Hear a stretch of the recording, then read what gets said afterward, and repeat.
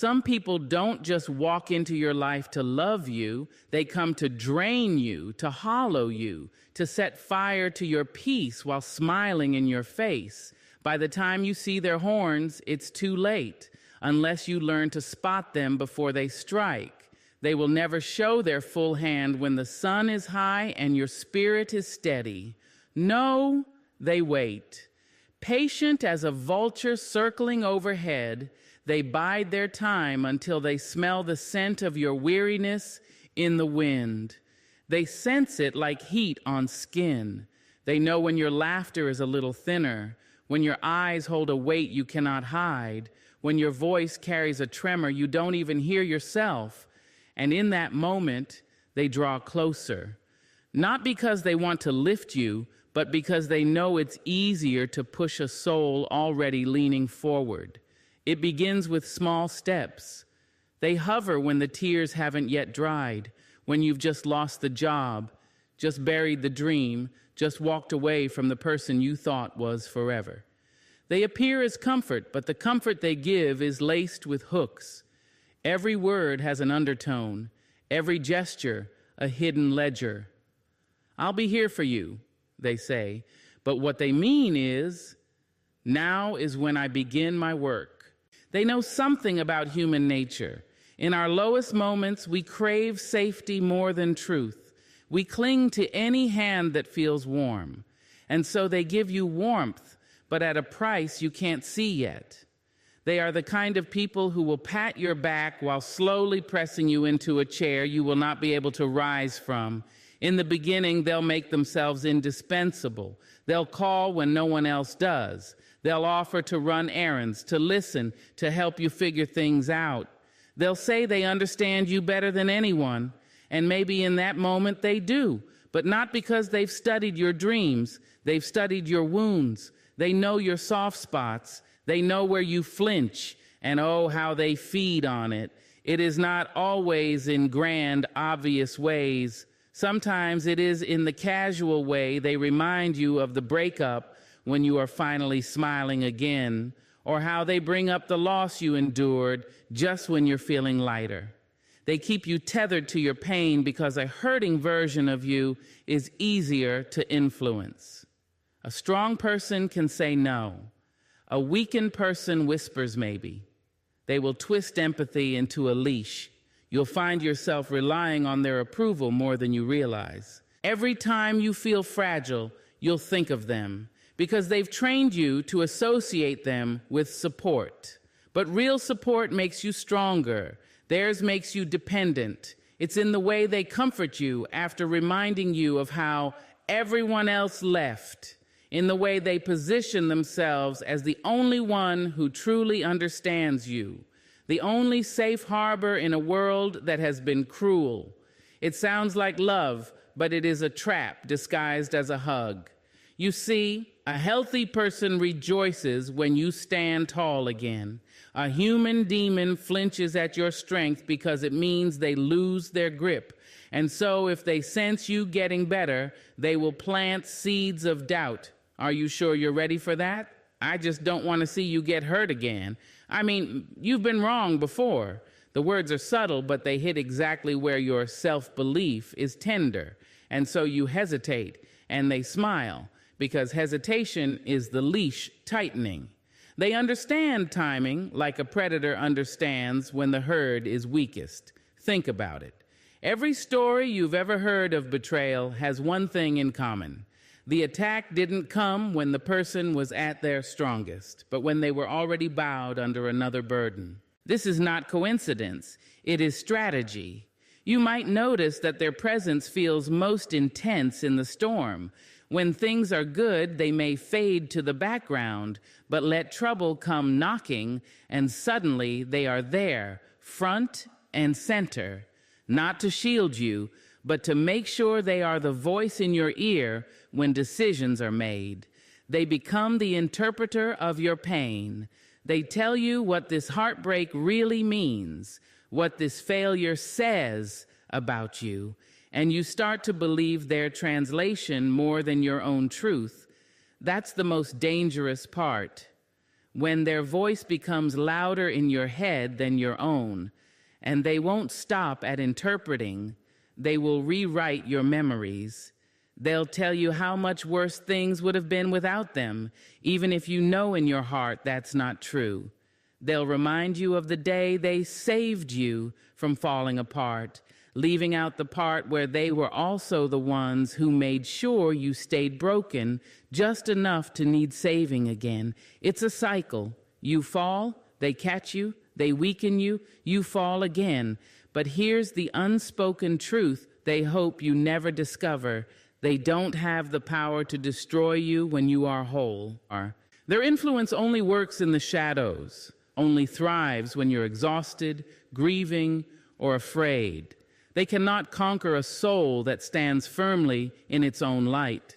So they make it their mission to dim that light little by little, under the guise of caring for you.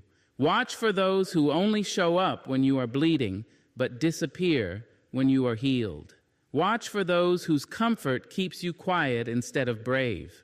Watch for the ones who say they're protecting you, when really they're protecting their control over you. The ones who thrive on your weakest moments will always make sure you have more of them, because the day you stop needing them is the day they lose their power. And that, my dear, is the day they fear most. They will give to you, yes, but not the way a river gives water to the thirsty. A river does not keep a record of who drinks from it. These people, they keep score like it's their religion. Every smile, every favor, every "I'll help you" is not charity. It's a transaction. You may not see it at first. In fact, you might be touched. They're so generous, you think. They always look out for me. And in the early days, it feels good. Their kindness is warm, their timing perfect. They step in with a helping hand when you're in need and you feel grateful. You may even feel guilty for not having someone like them before. But true kindness, the kind that comes from love, freedom, and abundance, asks for nothing in return. Theirs always does. You'll know it the first time you say no to them. That's when the mask slips. Suddenly, you're reminded of everything they've done for you. After all I've done, this is how you treat me? I guess I was wrong to think you cared. Remember when no one else was there for you? Who did you call? Their kindness is never free. It's a down payment on your loyalty. They do not give to bless you. They give to bind you. They will frame themselves as the reason you survived the storm, as if without them you'd be lying in ruins. And they'll repeat it so often that you start to believe it. You'll feel indebted, even if you've paid back that debt 100 times over in your own ways. They will put themselves at the center of your victories. If you get a new job, it's because they helped you with the resume. If you met someone wonderful, it's because they encouraged you to put yourself out there. If you healed from something painful, it's because they stuck by you. In their mind, they are not just part of your story, they are the author of it. And if you ever dare to live without their constant involvement, they will act as though you are robbing them of something they rightfully own. You. It's subtle at first, the little reminders of all they've done. It starts in conversation. Remember when I lent you the money? Remember who drove you home that night? Remember who gave you advice when you were falling apart? And then it creeps into tone. A sigh here, a pause there, a sharp glance when you make a decision without their input. You'll feel it in the guilt that rises in your stomach when you think about choosing something they wouldn't approve of. What you might not notice at first is how their gifts always seem to be the kind you can't easily return or measure. Emotional labor, big dramatic sacrifices, things that can't be quantified in dollars but can be wielded as a lifelong debt. They choose these acts because they are harder to escape from. You can pay back borrowed money. But how do you repay "I stayed up all night comforting you when you cried"? How do you equal "I defended you when no one else would"? They position themselves as irreplaceable. May the one person you owe more than you can repay. It gets worse when you succeed. You'd think success would make them happy for you. But with people like this, your growth is a threat, because independence means the debt might no longer bind you. And so they'll start finding new ways to invest in you, to create fresh obligations. They'll offer to fund your project, introduce you to someone important, fix a problem you didn't even know you had, and then later they'll remind you exactly who made it possible. You'll start to notice a strange pattern. Their generosity always comes with a stage and a spotlight. If they buy you a gift, everyone will know. If they help you move, they will tell the story at every gathering. If they support you through something difficult, they will weave it into every conversation, always painting themselves as the savior. Because it's not about helping, it's about the narrative, the image, the reminder to you and to the world that you are in their debt. And if they feel you slipping away, they may resort to theatrics. Big gestures, last-minute rescues, emotional outbursts that put you in a position where you have to acknowledge them. They might even create or exaggerate a crisis just so they can step in and save you again. It's a cycle, a loop of dependence they work hard to maintain. There's a cruelty to it because it warps how you see kindness altogether. You start to believe that every act of help must come at a cost. That generosity always has strings attached. That accepting help means signing away a piece of your freedom. And so you become smaller. You stop asking for support from anyone, even the good ones, because you've been conditioned to believe that kindness is just a quieter form of control. This is exactly how they want you to feel: isolated, grateful, controlled. And if you challenge them on it, if you say, "I never asked you to do those things," or "I feel like you're holding this over my head," they will turn the conversation into a masterclass in manipulation. They'll act hurt, as if your lack of gratitude is a wound they'll never recover from. They'll question your memory of events, your intentions, your loyalty. They may even recruit others to remind you how good they've been to you. It's not about the actual help they gave, it's about the power it gave them. Because real kindness frees you. It doesn't make you feel smaller, it makes you stand taller. It doesn't trap you in gratitude, it inspires you to pass it on. But with them, the more they help, the heavier you feel. Every act of kindness becomes another thread in a web you didn't notice until you were caught. They will always know the exact value of what they've given you, even if you've long forgotten. And if you ever try to walk away, they will present you with the invisible bill they've been keeping all along.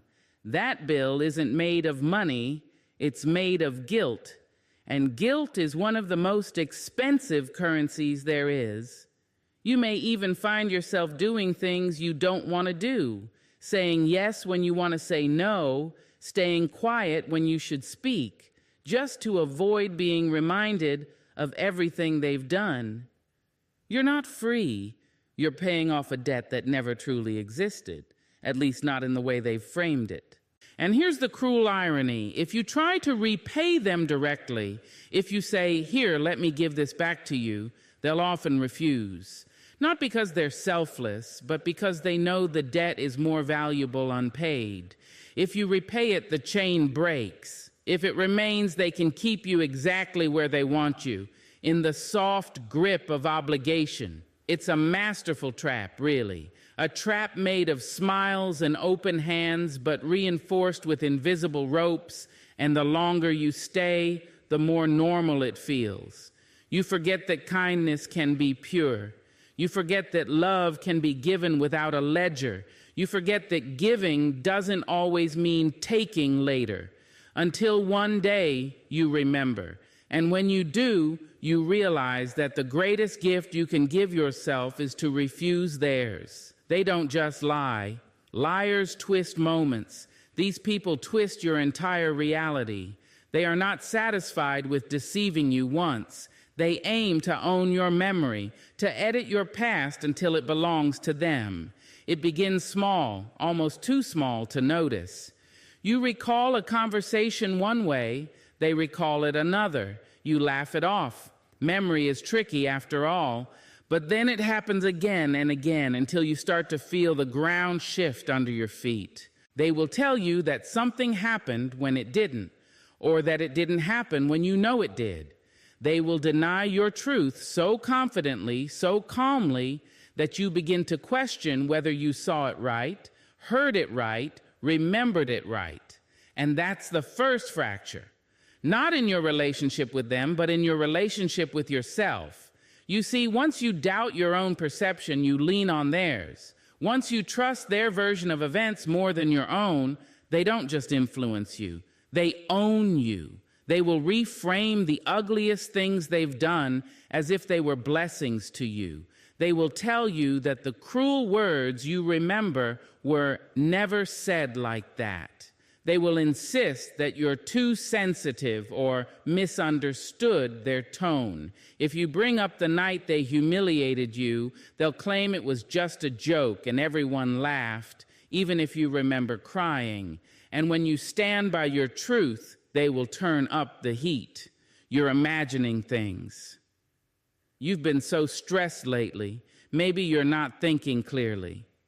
Why do you always twist everything I say? Notice the language.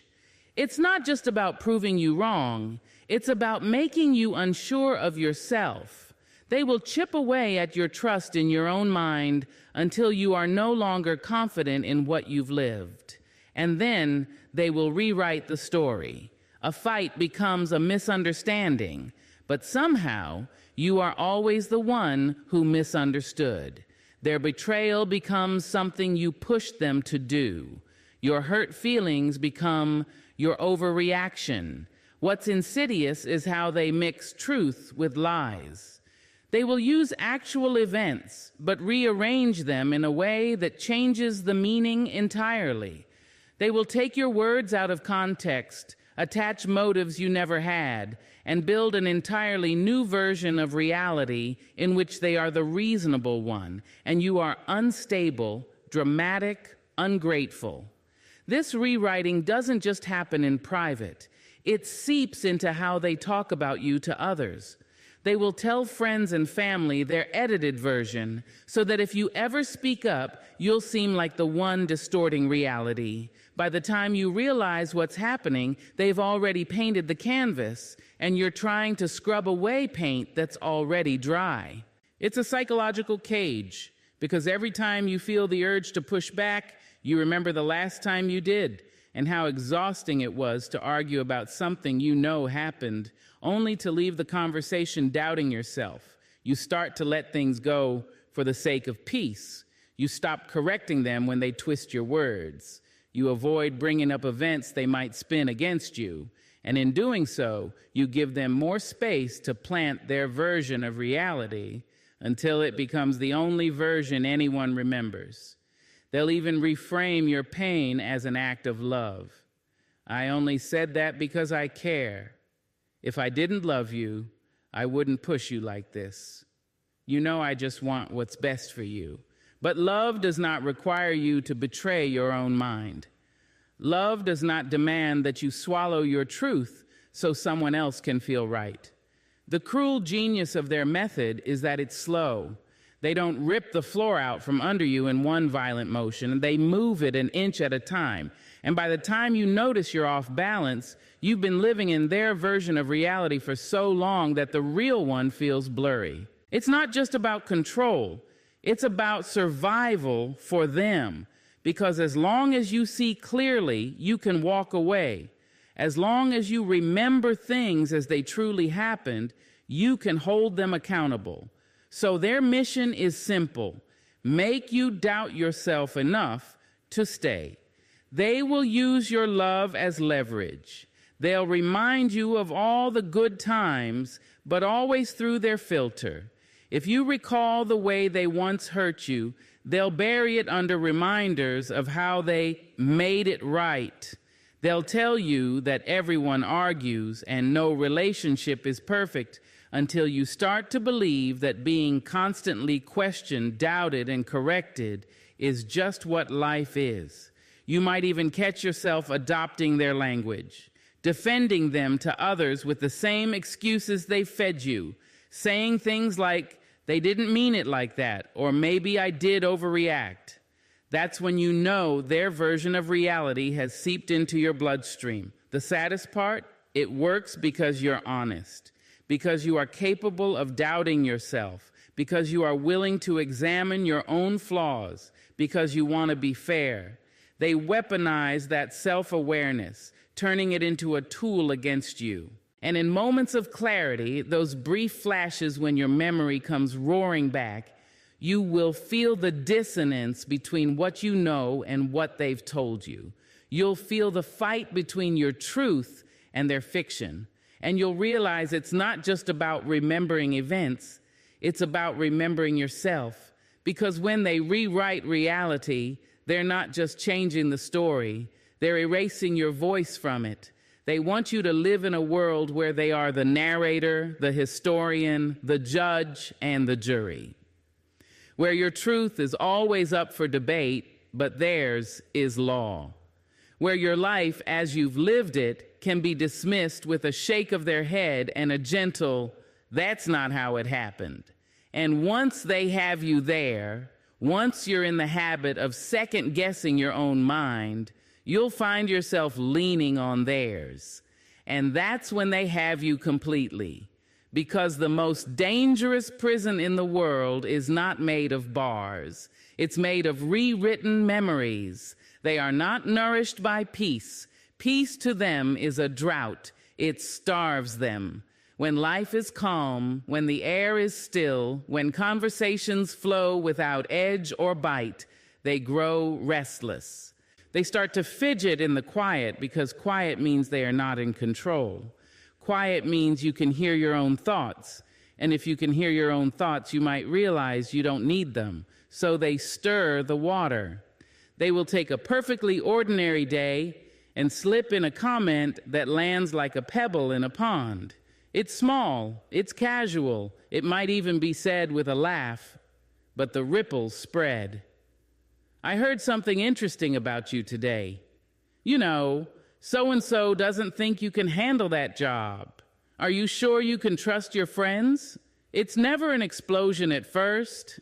It's an ember, tossed where they know the wind will carry it. They create tension in the spaces that used to feel safe. They turn the people you love into possible suspects. They tilt your world until every step feels uncertain. If nothing dramatic is happening, they will manufacture it. They will misinterpret your words on purpose. They will bring up past wounds just when they've begun to heal. They will accidentally reveal something someone said about you, even if it was meant to stay private. They crave the look on your face when your peace cracks. Because chaos is not just entertainment for them. It is strategy. When you're in conflict, you're too busy defending yourself to notice what they're taking from you. When you're distracted by a fight, you're not noticing the quiet ways they're pulling the strings. And they are careful about the roles they play. Sometimes they are the spark, igniting the argument, stirring the pot, whispering the rumor. Other times, they are the firefighter, swooping in to calm things down, playing the hero who brings resolution to the very storm they caused. That way, they get credit for fixing the chaos they planted. You will notice that the drama seems to follow them everywhere. Different people, different places, but somehow always the same patterns. They might claim they hate conflict, but conflict clings to them like smoke to fire. And when you look closer, you see they are always near the center, even if they pretend to be on the edge. In relationships, they will pit people against each other without ever appearing to choose a side. They'll tell you one version of the story and someone else a different one, then step back and watch as the tension builds. And when the explosion happens, they will feign confusion. I don't know why everyone's so upset. The truth is, they need you to be unsettled. A person in chaos is easier to sway. A person in constant conflict doesn't have the clarity to see who the real enemy is. They know if you are constantly battling other people, you will come to see them as your only ally. And when they can't stir conflict between you and others, they'll stir it within you. They'll say things that make you question your choices, your values, your worth. They'll highlight your failures more than your victories, your weaknesses more than your strengths. They'll turn your mind into a battlefield so they can step in as the only one who understands what you're going through. They are not content with temporary chaos. They want a steady diet of it.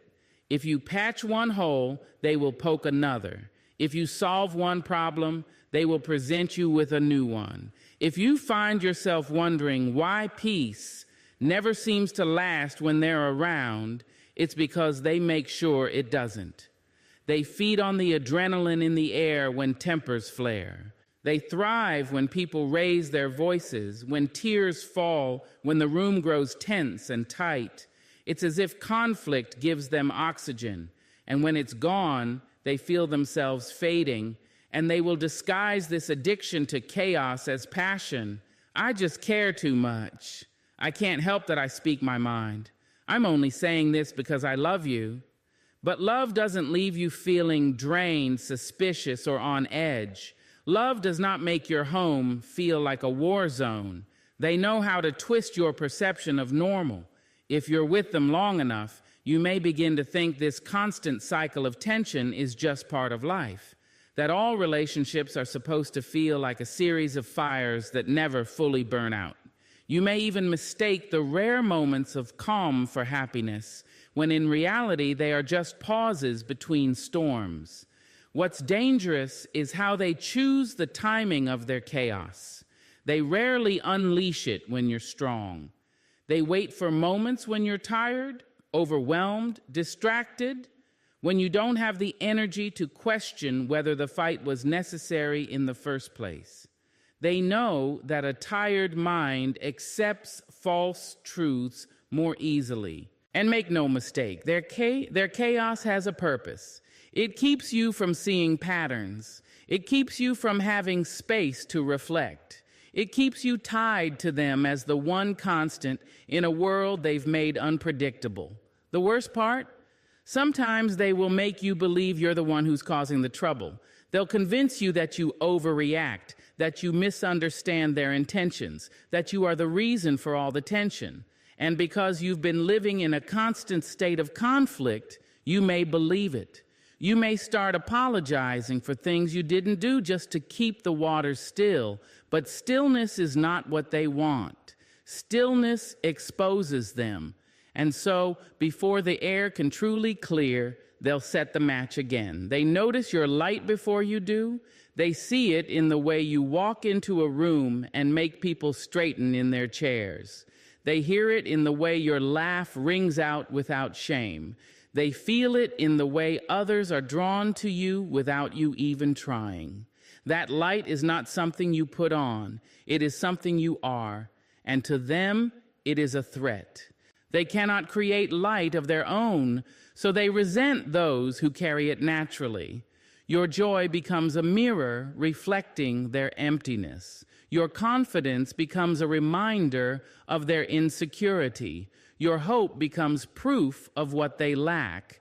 They are not inspired by it. They are irritated by it, like sunlight in eyes that have lived too long in the dark. So they set about dimming you, not all at once, not so you notice. They do it in whispers, in side comments, in well-timed silences. They'll tell you your dreams are too big, not because they care about your disappointment, but because they can't stand the thought of you reaching higher than they ever could.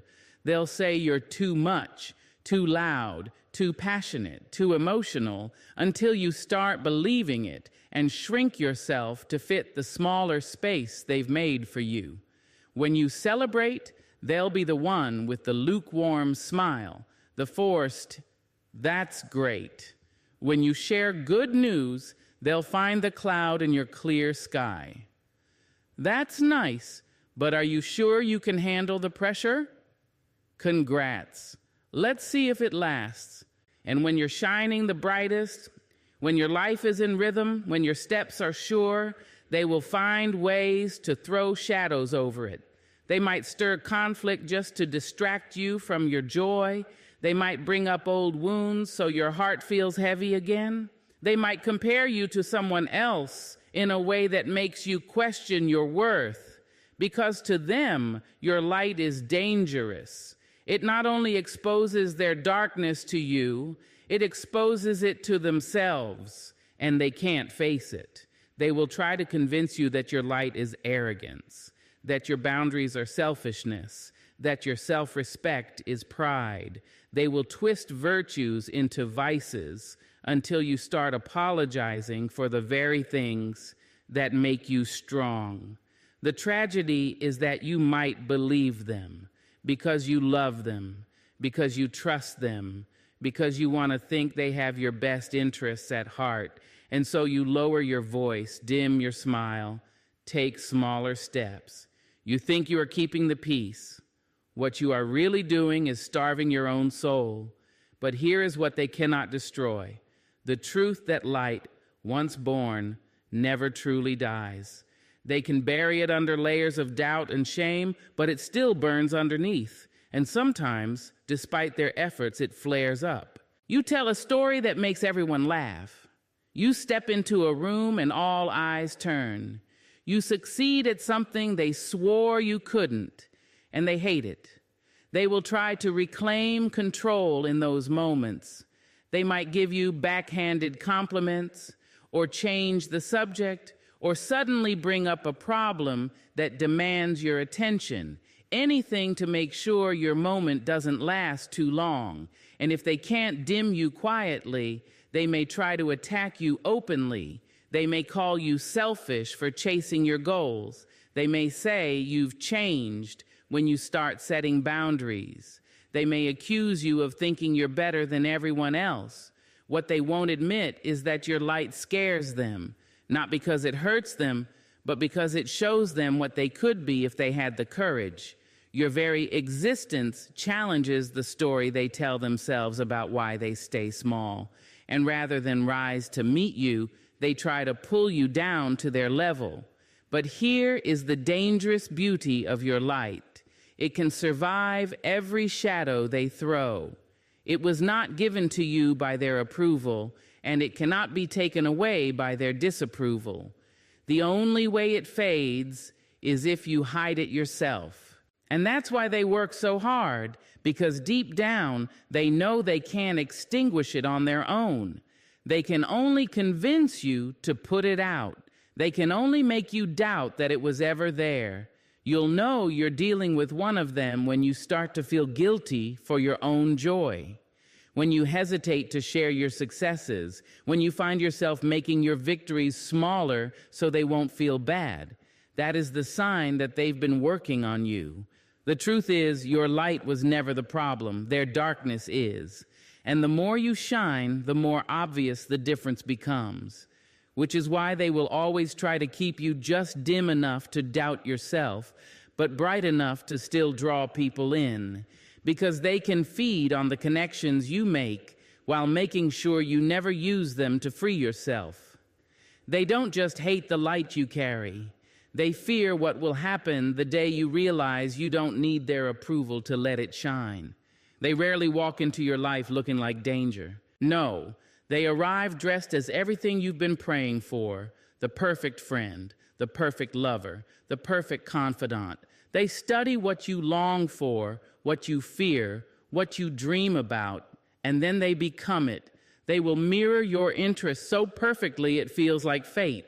If you love music, they'll know all your favorite songs. If you dream of traveling, they'll speak of the same places you've always wanted to see. If you value honesty, they'll swear they've never told a lie. Every detail they present to you is crafted, measured, placed like a tile in a beautiful mosaic, one they built not to reveal who they are, but to reflect who you are back to you. It's intoxicating at first. You'll think, finally, someone who understands me. And in those early days, you're not wrong. They do understand you. They understand you so well that they can play the exact role that will lower your guard. In public, their mask never slips. They'll charm your friends, win over your family, and collect admiration like trophies. People will say how lucky you are to have them in your life, and you'll believe it, because in the beginning, they treat you like treasure. But the mask is not who they are. It's who they know you want them to be. And once they've secured your trust, the performance changes. They will test how far they can push you without shattering the illusion. A cruel comment disguised as a joke, a promise broken but smoothed over with sweet words, a sudden withdrawal of affection followed by a grand gesture to pull you back in. These are rehearsals for the real act, the one where they drop the costume entirely and reveal the control they've been building toward. But here's the thing, they never remove the mask completely. They keep just enough of the original performance alive to make you doubt your instincts. If you confront them, they'll slip back into character, offering the charm, the warmth, the understanding that hooked you in the first place. You'll think, maybe I was overreacting, maybe I imagined the change. And that's exactly the point. The mask becomes both the weapon and the shield. What makes them so dangerous is that others rarely see what you see. Around strangers, their kindness is flawless, their charisma magnetic. They are careful never to show their cruelty in public. If you try to tell people what's really happening, you may be met with disbelief. But they're so nice. I've never seen them act that way. This isolation is part of their design. The more people believe the mask, the harder it is for you to take it off. You start to question your own reality. If everyone else sees them as good, maybe I'm the problem. Masters of disguise are skilled in timing. They know when to show you affection and when to withhold it. They know when to play the victim so you'll feel guilty, and when to play the savior so you'll feel grateful. They are actors whose stage is your life, whose lines are written from studying your every reaction. They collect your vulnerabilities like secrets in a locked chest. The things you told them in trust become tools they can use when they need to regain control. And because they still wear the mask of the person you first fell for, the friend who listened, the partner who cared, you hesitate to believe they'd ever use those secrets.